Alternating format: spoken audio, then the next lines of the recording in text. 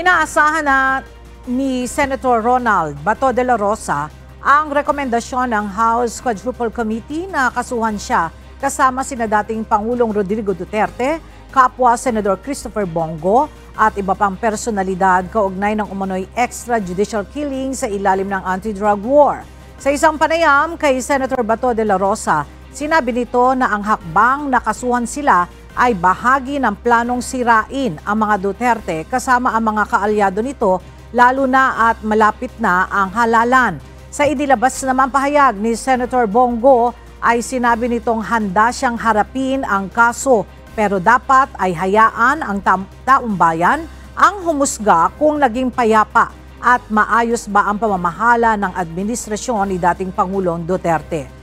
Sa kabilang issue, tiniyak ni Senator Go na patuloy siyang maglilingkod sa bansa at magsusulong ng mga hakbang para mapabuti ang buhay ng mga Pilipino. Giit ng dalawang senador na naniniwala sila sa sistema ng hudikatura sa Pilipinas, kaya handa silang humarap sa korte ng bansa para linisin ang kanilang pangalan kung kinakailangan.